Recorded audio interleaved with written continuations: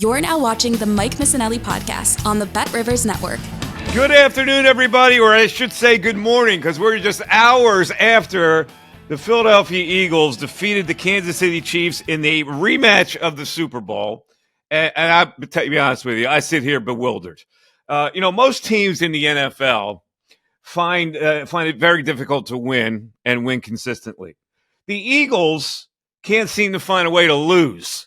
They win the game 21-17. I don't think anybody that watched the game, hardcore Eagle fan or not, at halftime was thinking that this was going to end up in a win. Let's just go over a few things as a matter of introduction to what happened last night. The Chiefs had 7 more first downs than the Eagles. The Chiefs had almost 100 more yards than the Eagles. The Chiefs ran 20 more plays than the Eagles. They had 4 more sacks than the Eagles. In fact, they had 5 in the first half on Jalen Hurts. A.J. Brown, the most dynamic weapon the Eagles have, caught 1 ball for 8 yards, was targeted 2 times. The 1 catch came in the first half. And in that first half, Jalen Hurts unfurled 3 completions. The blitz rush that Steve Spagnuolo, Kansas City Chiefs defensive coordinator, was putting on him was frankly enveloping and destroying the Eagles. They didn't seem to know what to do. Hurts looked like he had a very serious lack of mobility to even squirm out of those situations that he normally does. Again, he took the 5 sacks. He had 18 plays overall in the first half. Now, when you look at that, you go, okay, they got that half out of the way. They were down 17-7 in that half. They get the ball to start the second half. First drive is a 3-and-out. In fact, several minutes into the third quarter, they had rung up 79 total yards. 70 of those yards came on their first scoring drive, where they tied the score in the first quarter at 7-7. So they had gone several minutes into the second half, in fact, before they converted a third down in the game. They had a 3rd and 1 earlier in the quarter. They ran a running play to Swift. He got bottled up and lost 2 yards. They couldn't even convert that one. Somehow they woke up, and we're going to detail how exactly they woke up. But a couple of things stood out to me. I wasn't thinking of Howie Roseman last night until I thought about the 2 big plays that Roby and Byard made. 2 late-season acquisitions, both of them paid dividends last night. Of course, Byard with the interception in the end zone played it extremely well on Justin Watson, who had a terrible game, by the way. We'll get into him in a second. The poor kid from Penn couldn't hold anything. It was like a bar of soap for the kid last night. And, of course, Bradley Roby, who punches out the ball from the great Travis Kelce, who never turns the ball over when that looked like it was going to be a Kansas City touchdown. The Chiefs do not score in the second half. They pitched a shutout in that game. And let me just bring up another name, DeAndre Swift, who made some great plays running the football, but also on a finally a well-timed screen pass to the running back, which they never do.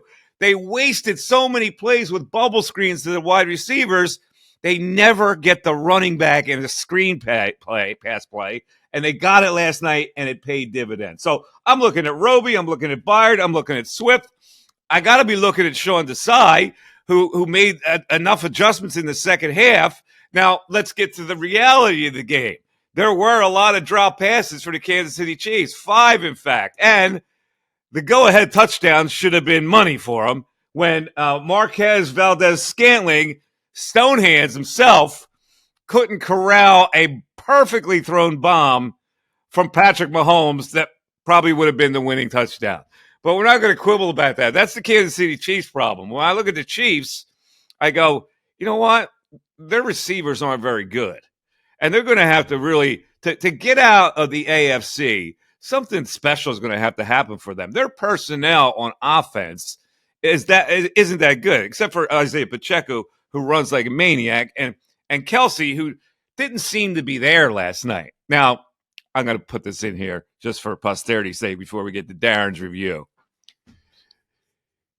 You know, when you're lovesick, some things happen. You know, you might lose your focus a little bit.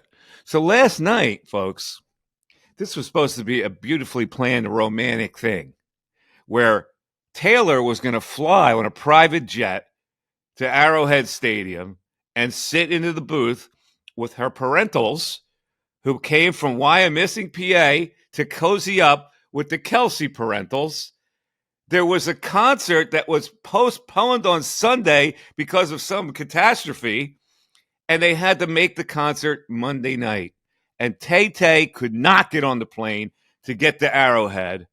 And the lovesick tight end, I think, was thinking, Tay-Tay, where are you? Where are you? I can't focus. There's good and bad to love. Last night, it was bad for Travis Kelce. Let's bring in Darren. Do you believe they won that game last night, or are we talking about a mirage? What are they now? 25-2 with Hurts? Yeah, they won the game. You don't go 25-2, 9-1 back-to-back seasons and not find ways to win the game. They found ways to win. There's a couple things about this team that drive me absolutely friggin' nuts. The offensive coordinator really struggles to get in a rhythm. Enough of these bubble screens, enough of these underneath quick passes. They need to go down, stretch down the field a little bit more. Now, where they had success were with some pinpoint plays. You brought up that screen to DeAndre Swift. Well timed. The offensive line in the second half was just bananas. You know, they're so good. This is the most mobile, and it's obviously led by Kelce. It's the most mobile offensive line I have ever seen at the pro level. The play, the bomb to Smith down at the 1 yard line. That, by the way, was a check off by Hurts at the line of scrimmage. Everything he did there was perfecto. He drops back. He looks off the safety, looks off the quarterback, looks down the linebacker, comes back and throws the bomb to Smith. Absolutely perfect pinpoint pass. And incredible that he checked off and saw it at the LOS. I love a lot of the things this team does. Most importantly, they find ways to win. They make the biggest plays at the biggest moments. You mentioned the two additions, Byard and Roby. Huge turnovers inside the Kansas City red zone. Huge. But in the second half, you got to give it to Sean Desai. I mean, the adjustments that they made defensively, hey, man, that is what this team was missing last season. It was certainly missing in the Super Bowl. But the only question mark that will remain with me is the offensive coordinator. I don't know if you take the calls away from him now. I don't know if you take that duties away, but he needs to get the offense into a rhythm earlier in the game. All right, here's the caveat to that. And it was explained last night on our postgame show at Ocean Casino by John McMullen, who covers the Eagles on an everyday basis. He looks at it like this. The game plan offensively is always Nick Sirianni. That Brian Johnson calls the plays, but Nick Sirianni wants these plays called. It doesn't matter who calls them for me. You're right about foolish bubble screens. They got desperate to do something on offense to get the ball out of the quarterback's hands quickly, and that was the way they decided to do it because they didn't have a tight end to do it. All right. And I agree with you. Some of the plays that they call are very strange calls. But let's look at the final drive, the game-winning drive, which makes it 21-17. The screen pass to Swift is a great call. And then the third day, you're right. Hurts is a guy who you can never count out because he makes plays, right? So the plays he makes, the third down completion to Smith was a monster play. 3rd and 6, they convert that there. And then that play after is the check down where he gets the bomb to Smith and they get him down at the 1. And once they get to the 1, it's lights out. The tush push is coming. So they get up 21-17. But the game's still not over because at 21-17, there's 6:08 left in the game. And I don't think there was any Eagle fan. I'm looking at it. You're looking at it. That you could be the most objective person possible. With 6:08 left, did you actually think that Patrick Mahomes was not going to get the Chiefs down the field to score a touchdown? I was just hoping he left Hurts enough time. That's my only thought at that point. So you thought they were going to score? Well, yeah. I mean, look. How many times have we seen him do it? I mean, it's Mahomes, right? So the odds are that he's going to do it probably better than any of the other 31 quarterbacks in the league. So the chances that happens are at least 40 to 50% there. That's high. All right. So the Chiefs did not move after that drive, and the Eagles started to drive again. They stalled out, and they had a punt. So now with 2:49, Kansas City takes over at the 14-yard line. At that point, did you think he was going to get the ball down the field? I felt a little bit better because the defense was really playing well. The defensive line was finally by the way, that's another thing I want to mention. The offensive line, I had never seen them outclassed like they were in the first half. They were turnstiles, both tackles. They got buried. They were getting buried. They were never seen that. And we'll get to that in a second. The adjustments that they made, they max protected a little more in the second half. But I thought Spagnuolo took the heat off a little bit. He was coming with all kinds of well-disguised blitz, dropping defensive linemen and sending linebackers and safety. They couldn't figure out what he was doing. Yeah.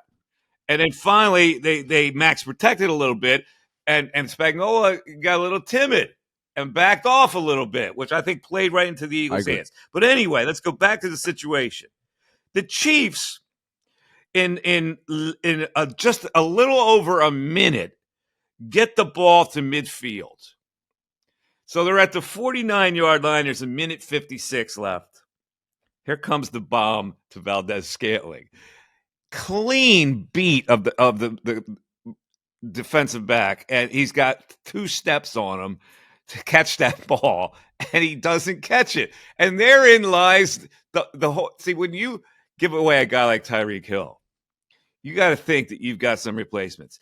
Their replacements, the guys they send out to catch passes, stink. Valdez-Scantling has always had stone hands. Justin Watson let 3 balls go through his hands that Tony can't catch. They'd never use him in patterns, although he had a pretty good punt return last night. The other guy, they took the back from the Jets. Mecole Hardman. Mecole Hardman. They send all these scooches out there, and none of them can catch. They're a weaker offensive team, the Kansas City Chiefs. No question. But that's not my problem. That's their problem. Now, another great play during that drive after the dropped touchdown pass. The Eagles got some heat on the next play on Mahomes, which to me was a tremendous key in that game. Josh Sweat got some pressure on Josh Sweat, who had been killing him in the first half, gets some pressure. Then he chases him out of the pocket. He goes humada, and he chokes and throws the ball away on a clear intentional grounding, and that cooked him. That was the defensive play of the game. Yeah, it was big play after big play on that drive. I will say another thing I want to mention too here, Mike. How much did this Chiefs team last night remind you of all the Andy teams here in Philly, with a complete and utter disregard of the wide receiver room, like you just said, basically? Great defense. Nobody can catch the damn ball. I felt like I was watching the 0-2 Eagles. I really did. You thrashing Pinkston. I was. You're going to thrash in Pinkston. I don't know how they think they're going to get it done with that group of wide receivers. I really don't. I mean, the quarterback is not having a great year. I mean, that's part of it. He's got, first of all, on that last drive with a 3rd and 25, he's got Justin Watson who should have caught that ball, and the kid doesn't make the catch. So listen, the Eagles can't lose. It is unbelievable how they manage to win these kind of games. The one fallback being the Jets, and I guess you gotta give it, like there's going to be one moment in the season where there's a game that you least expect to lose and you lose. But that game last night should have been a loss, and they don't lose. It is unreal. So now when you look at the schedule, When I looked at the schedule, I go, oh, my God, they're probably going to lose 3 in this realm. But they got the Bills at home. They got the 49ers at home before they go to the Cowboys and before they go to Seattle. The Seattle game, I don't worry about it anymore. The Cowboys will probably lose. But the Bills and 49ers coming home after a game like this, when you get a gift, I think that cleans your mind out completely to win that game against the Bills next week. And I don't know what's going to happen with the 49ers. I can't see the Eagles losing 2 straight, which would have to happen if they lose to the 49ers and then lose to Dallas. They may win the next 2 home games before they lose to Dallas and end up this year with only 2 losses. See, look, this is a big game for them too. So there could be that letdown factor next week against Buffalo. I mean, look, early in the year, there were 2 games that you and I both picked as losses. The Jets was one of them. We got that right, but for the wrong reasons. But the other game was the Bills. That was the Aaron Rodgers reason. So they shouldn't have lost. The other game is the Bills game, because that sandwich between Kansas City and the game of the year for this Eagles team is against San Francisco. So there is a chance they're going to be thinking ahead. If they're going to lose a game in the next 2 or 3, this is the most likely on Sunday, I think. All right, let's go over the game as it begins, because there's a lot of moments that I want to recount here. So in the first drive, the Eagles obviously kick off. Kansas City's got the ball. Reddick didn't get a sack in that Super Bowl. He gets a sack on second down. I'm going, oh, boy. 3 and out, Kansas City in first drive, and here we roll. But the Eagles also don't do anything. So now the Chiefs drive. They get a couple of good runs from Pacheco. They get a first down throw to Tony on a 3rd and 6 of all people. And then Rashee Rice with a quick pass to the right flat where he completely jukes Slay out of his shoes and gets down. And, of course, Mahomes with the improv, and he flips to Justin Watson, who's wide open. He caught this one, and the Chiefs are up 7-0. 46 yards rushing on the drive. I'm going, this might be a little different. They're going to run the ball here to set up some things. The Eagles, however, answer. 9-play, 75 yards with 7 runs. Swift with a great 18-yard run to set up his 4-yard TD, where there could have been a hold called. I thought the Eagles got the benefit of a couple calls early in that game, and that was one of them because Zaccheaus looked like he held on that play. Swift gets in. We are tied at 7. All right, so now in the second quarter, the Eagles are driving. Hurts get rushed, and he makes a throw that's picked off by Snead, intended for A.J. Brown. A.J. Brown looked like he stopped running the route in that situation. So they have a little discussion on the sideline again, and A.J. Brown seems to be peeved. And I got to give Hurts credit because he never goes back at this guy. He listens to him, and he probably said something like, you got to keep running the route next time and whatever. And A.J.'s fired up. It was his fault. He's frustrated that Snead was playing the hell out of him, and he gave up on that route there because Snead smelled it and was draped all over him. So they get the interception. Kind of like you and me, right? You go off and I'll just sit there. Yeah, I got you. All right. Right. Yes. So then KC, that triggers a drive of their own, and then Byard in the red zone gets to pick, and Kansas City gives it right back to him. Now, that didn't deter Kansas City because they then strike for a touchdown and a field goal. Tony gets a great punt return. The Chiefs get into midfield. Sweat goes offside on a 3rd and 7, which makes it a shorter 3rd down to convert. They're probably actually there was a play there that should have been pass interference on Kelsey. They didn't call it, but they called the offside, and Pacheco converts to 3rd and 2. The pride of Rutgers University, by the way. And then Mahomes scrambles for 14 to the 11, and the 3-yard touchdown comes on 3rd down. It's 14-7. The Eagles are getting dominated at this point. Their offense is getting swarmed. They go 3 and out again. The Chiefs get it back at the 46 of the Eagles. 50 seconds are left. They get it to the 25. They get a field goal by Butker, never misses, and it's 17-7. And the stats that I repeated in the first half look gloomy for the Eagles in the second half. And I'm sitting there watching because I have to do a post-game show, and I'm trying now to come up with the script on how they were outplayed and how bad this is a loss is. I swear to God. And everybody's doing the same thing because I'm looking at social media. I'm reading texts from my friends. Oh, it's not their night. Not their night tonight. And it wasn't their night even as we go into the third quarter. And then all of a sudden magic happens. They get a drive. It comes alive with the big drive with Covey's punt return. Now, listen, I didn't think much of this guy, but suddenly he's turned into a pretty reliable punt returner when he's got a little bit of space. And so he gives them a really good punt return, and then the drive starts to cook a little bit. Covey's return triggers the drive. DeAndre Swift gets the big carry to 35 to the Kansas City 15, and 2 plays later, it's the Hurts keeper on a quarterback draw. A very good play call there. So they go 7 plays, 61 yards, and it's 17-14. And you go, okay, well, they're in striking distance here. But who doesn't think that the Kansas City Chiefs aren't going to score here? Who thinks that the Eagles are actually going to shut them out? So they're going to have to trade some points here, and the Eagles have to survive. Now, keep in mind the Chiefs lead the league in points given up. They only give up 15 points a game. And I'm thinking, okay, maybe that's all the Eagles get. But in the fourth quarter, Roby makes a great play because it sure looks like the Kansas City Chiefs are going to go in for a touchdown there. And they get it to Kelsey, and boom, it's punched out. And the Eagles, now the Eagles did not take advantage of that punch out. They didn't get any points out of that. Kansas City defense gets a 3 and out for them, where there were the 2 bad throws to the flat, the 2 screens to the wide receiver. 2 in a row they called. Weird calls in that situation. Everybody's frustrated that's watching that game. And then the Chiefs go on another drive.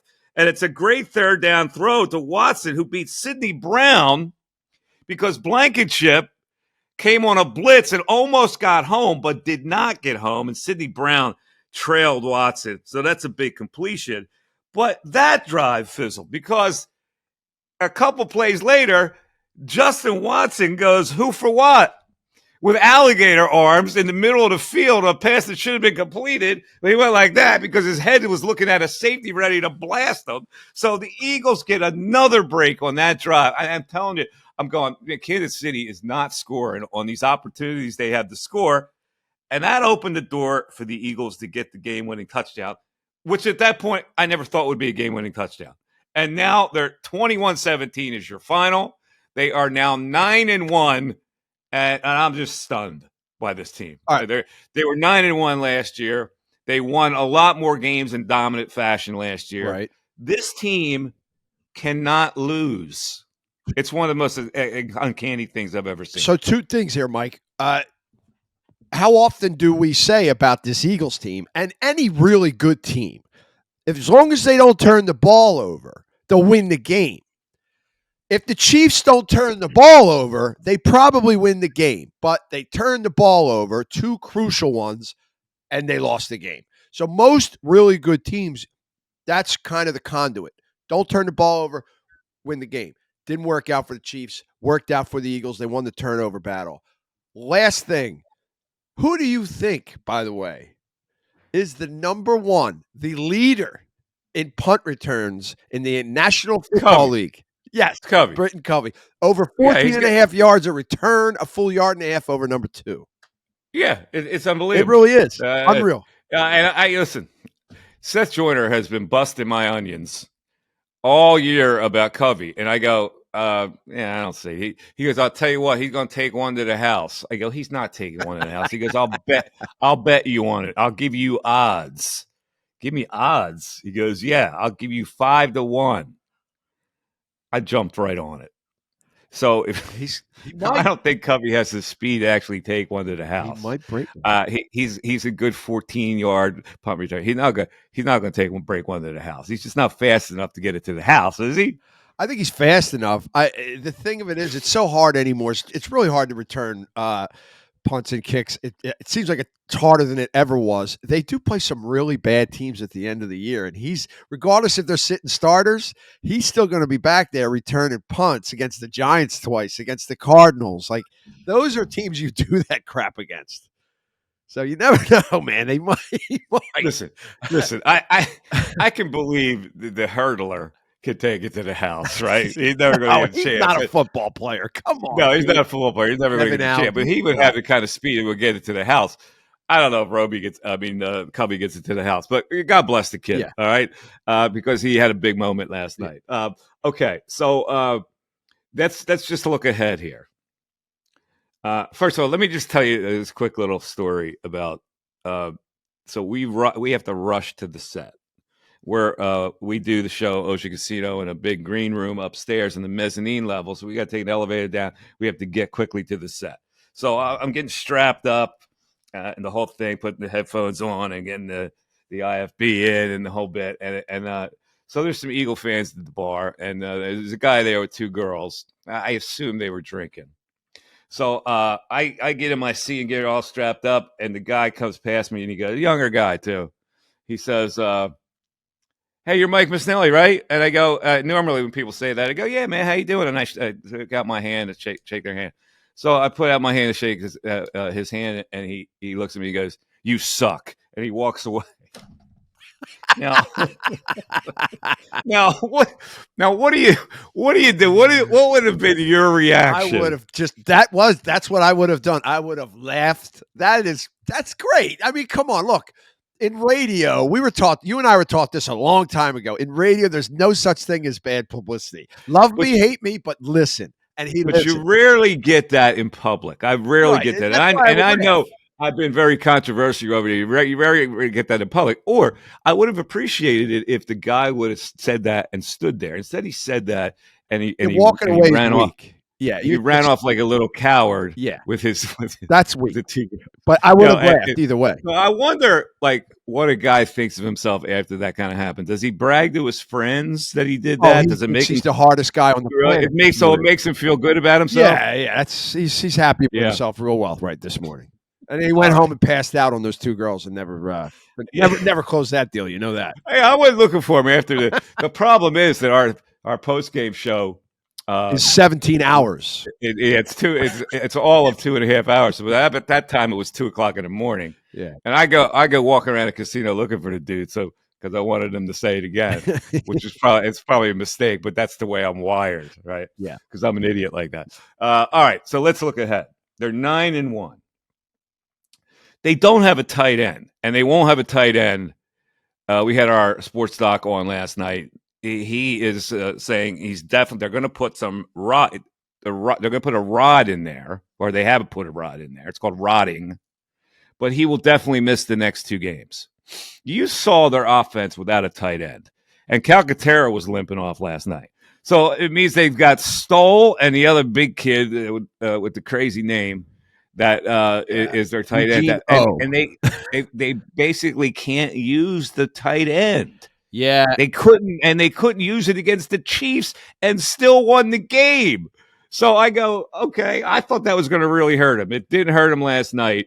Will it hurt him in the upcoming 3 games? Well, Dallas will actually be back apparently for Dallas in the 3rd game of this. So they got the Bills and they got the 49ers. Will the lack of a tight end hurt them in consecutive home games? I think it'll hurt them in the San Francisco game. I don't know that it'll hurt them with Buffalo. Their defense, I mean, their linebackers are decent, but they're not all world. Jack Stoll runs like he's got cement in his shoes. He just can't run.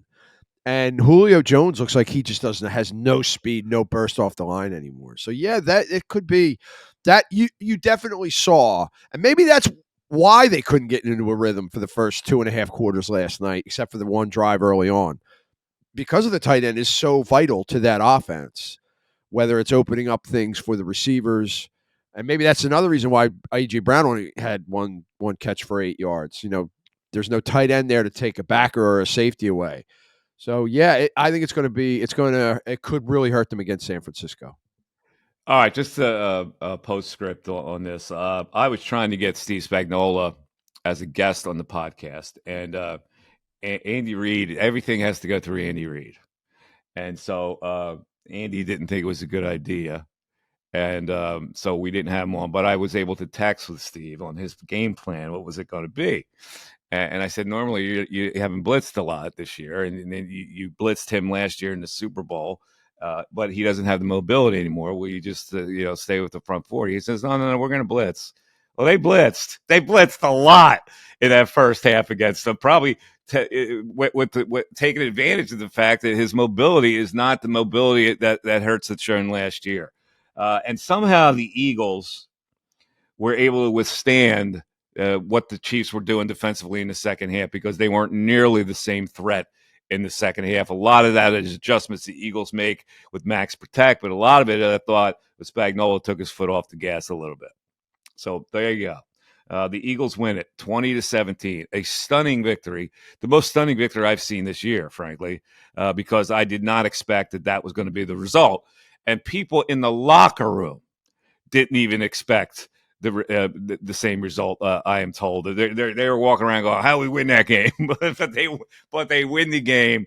And of course, you had the Kelsey subplot. The boys got together afterwards. But Love struck tight end last night, 44 yards on 7 catches. Taylor Swift's not in the picture. Maybe that's double. I don't know, man. I've seen it before, where love of a high-profile woman sends you right down into the cavern. All right? So good luck to you, Trav, because I'm telling you, you're up against it. I got to look All at right, that's going to do it for today's podcast. Monroe. See what they are. Yeah, well, exactly. Listen, would I shoot my shot if I was Travis Scott? You're damn right. But just know, there's a lot of examples out there. Ben Simmons is a classic example. Kendall Jenner took him down, right? So, and I'm not trying to be sexist there, okay? I'm just saying some obvious things that everybody's thinking.